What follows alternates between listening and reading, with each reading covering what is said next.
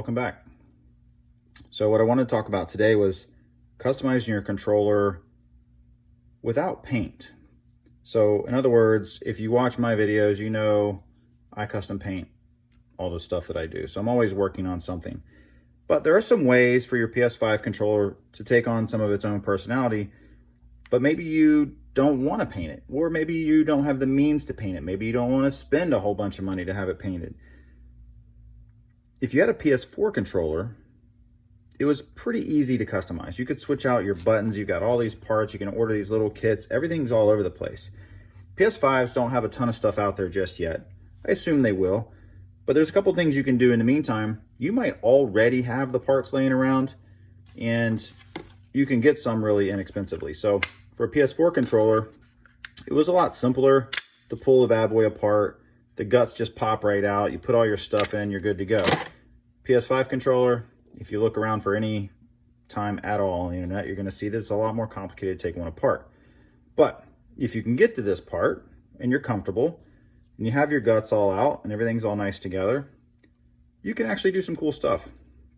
These are some aluminum knobs. They're fun. You can just change them out. And then you can get like these little kit knobs, and they're still, you get the benefits of the rubberized caps on them. The pads over here can be switched out. They've got the factory black. This is another one that came with this blue kit. And then of course you have the white buttons. Now this is the part that I really wanted to touch on. These buttons have slightly different shapes than the previous PS4 buttons. You'll see that they're curved a little bit more to fit the shape of the controller. So here you can see the PS5 button has a really nice shape to it.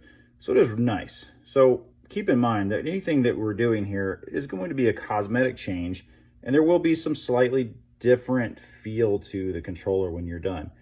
So as with anything, do what you like.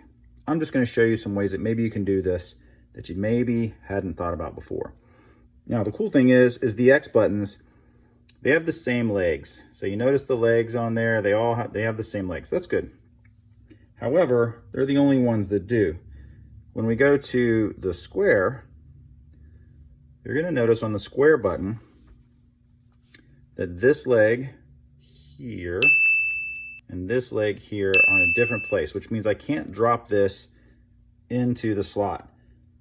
So we're going to tweak that. And I've been playing around with it, getting some ideas, because in here are some of the nice dark gray PlayStation buttons. And then these are the black PlayStation buttons from the PS4s. You also have some of these kits where they don't give a crap. They only give you two legs to begin with. And those, they all drop right in. You can drop in a whole kit of all this blue stuff and change the look in no time, which we'll do in just a moment. But if you have a PS4 controller laying around, maybe it's busted, maybe you don't want it anymore, maybe you just feel like experimenting, then let's talk about that. So we're going to look at the square button first.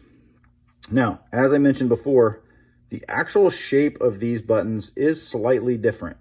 So the curves are slightly different in some cases, but all we're going to do is these three on this side are the same. So on this guy, I'm literally just going to cut the leg off. First, I'm going to throw it around a little bit. I'm going to cut that extra leg off with a pair of little cutters. That's it. Nice and clean cut. It's totally fine. And we're going to go in and see. If we drop this in, it needs to fit just so. So all the legs are in there, and you can see it has all the legs. Cool. Now, I can drop this one in, and you'll see it will function just the same. So now I've got this button. So this is going to completely change the look and feel of your PS5 controller, and you want to spend any money if you already have some of this laying around.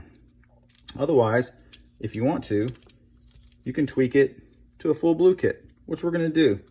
Now, I'm going to go ahead and install all this stuff. And it doesn't take long, so if you want to hang tight for me, we're just going to switch these out. The other thing I pointed out once before, and I'll show you here again, there's a tab on this one that just fills in here. Not sure why yet. I can't figure out any reason why that has to be there. But we're going to drop that in. We're going to put in all 4 of the blue buttons. Now keep in mind, this is just an inexpensive kit that I actually bought for, this one might need a little sanding. Oh yeah, that's one it doesn't actually fit on. It's good to note. So this one does not actually fit on that side. So I'm just going to try to chop this leg off and see if it works with one leg. It should still actually work because it's not going anywhere. That's the thing, is these things are completely captured in here. So let's drop that in. We'll put our cover back on. And I'm trying to just do this quickly so you guys don't have to sit here and watch. And by this time, you probably already get the gist of what we're trying to do. But we're going to do this one. We'll put this back on. There's some really nice kits out there for the PS4, but I haven't seen much of anything out there for PS5. And I'm sure, like I said before, we're probably going to see a lot more of those show up. Now, one thing I did mention is that the PS5, it's rotated 180 degrees. So in all these round buttons like this, it's not a big deal. It's totally fine. They go right on with no problem. Now, none of these parts, none of these fit. They're all different shapes than the L1, L2 buttons on here, so on and so forth. But there you go.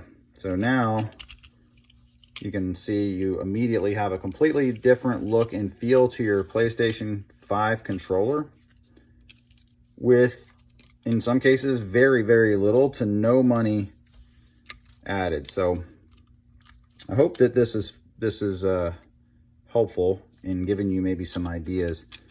I'm going to go ahead and switch out these blue ones for the gray ones, and I'm just going to match them up really quickly with the legs here. So in this case, gray legs, we're going to remove the one on this side.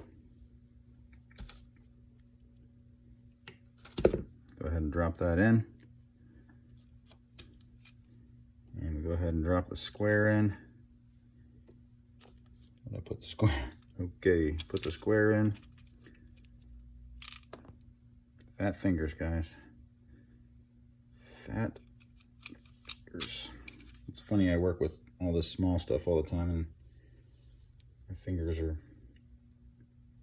just not that pliable that they used to be. Okay, the X is 100%.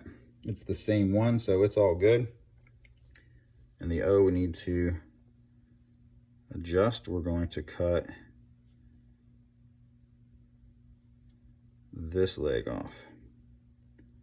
The center of that one, we're going to cut the front leg on the O.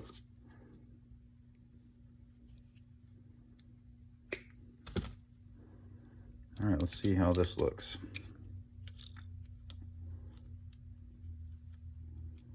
And I'm going to pop the blue one out. I have this old one that I was using for God of War controller I was working on.